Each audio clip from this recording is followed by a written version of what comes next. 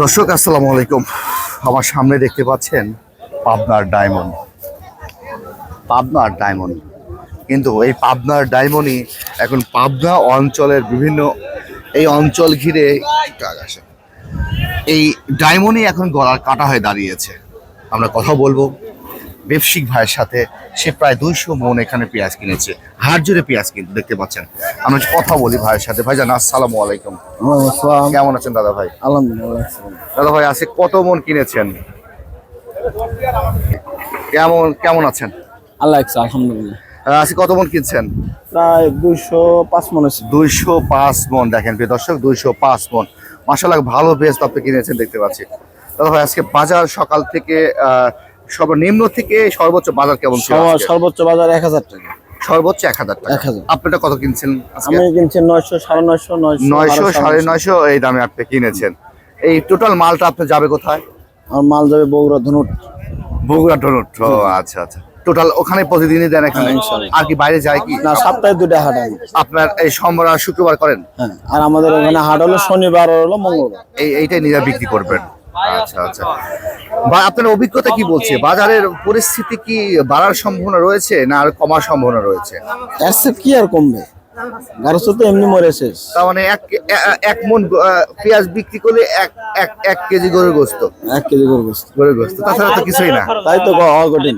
কঠিন বর্তমান পরিস্থিতি। কিষানের যে দাম, তাতে তো আমরা মনে করি যে গারস্থর করুণ অবস্থা। হ্যাঁ, আমরা ব্যবসা করতেছি আলহামদুলিল্লাহ, আমাদেরকে আল্লাহ খুব ভালো রাখছে। আসলে সাধারণ জনগণ কেমন আছে, তারা কি বলছে?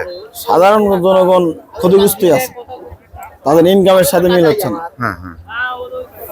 এই পেঁয়াজ এই দ্রব্য মূল্য কিনে তারা তো সাশ্রয় বোধ করছে। হ্যাঁ, এই দিক থেকে তারা ভালো আছে তো, কম দামে হ্যাঁ, এই দিক দিয়ে ভালো আছে, মানে কাঁচামালের দিক দিয়ে ভালো আছে, কিন্তু অন্য দিক দিয়ে ভালো নাই। হ্যাঁ, আর যেমন কৃষক ভাইরা যখন পেঁয়াজ নিয়ে আসছে আপনাদের, তারা এই কষ্টের কথাগুলো তো অবশ্যই শেয়ার করছে। কি বলছে তারা? প্রথমত তারা বলছে দেখেন আমাদের এবার শেষ, আমরা মরে গেছি, একদম ধরা, একবার ধরা, গলার কাটা এই পেঁয়াজই হয়ে দাঁড়ালো। 2024 সাল তাও কিছু পাইছিল কিছু টাকা। 25 সালে সে পুরোটাই তারা হতাশ। ঈদের পরে এই পেঁয়াজ তো রাখা যাবে না দাদা ভাই। এই পেঁয়াজটা কিনছেন, এটা রাখা যায় সম্ভব না, এক সপ্তাহের মধ্যে তো শেষ হয়ে যাবে। তাহলে ঈদের পরে যে ভালো পেঁয়াজটা আসবে, যেটা রাখা যাবে, বাজার আসবে না, ওটা ওরে আল্লাহ, এটা দাম বাড়বে না? 1000 নিচে আমরা 1200-1400 বাজার, 1200 এরকম বাজার যাবে, 1500 হতে পারে ওটা রাখি পেঁয়াজ, যেটা রাখি পেঁয়াজ। আচ্ছা, 1200 সর্বনিম্ন দাম থাকবে এটা ইনশাআল্লাহ, আশা করি। তাহলে দাদা ভাই আজকে 17 মার্চের বাজার ছিল, আজকে কত সর্বোচ্চ বাজার? 9 থেকে 950 মাথা 1000। 9 থেকে 950। আমি নিজে কিনছি 900 থেকে 950 মাথা ধরে। আমাদের একটু মিডিয়াম চলে, আর যারা বড় মাল কিনছে, ঢাকার মাল কিনছে, তারা 1000, 1050 পর্যন্ত কিনছে, 2-1টা। আচ্ছা আচ্ছা দাদা ভাই, আপনাকে অনেক ধন্যবাদ, আপনার মূল্যবান সময় আমাদের দিয়েছেন। ধন্যবাদ ভাইজান, আসসালামু আলাইকুম। দর্শক, এই তো হলো বর্তমান পাবনার চিত্র। আমরা কিন্তু এক ব্যবসায়িক ভাইয়ের সাথে কথা বলে আপনাদের এই তথ্যগুলো সংগ্রহ করছি। বর্তমান কি পরিস্থিতি হাটে বাজারে এই পেঁয়াজটা নিয়ে। পাবনা থেকে ধুলাউড়ি হাট, আমরা আজকে সোমবারের হাট।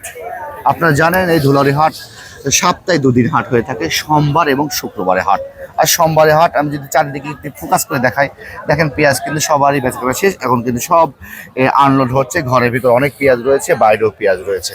দর্শক, আপনাদের হাটে বাজারে আজকে কেমন বাজার যাচ্ছে সেটা একটু কমেন্ট বক্সে জানাই যাবেন। ভালো থাকবেন, সুস্থ থাকবেন, আল্লাহ হাফেজ।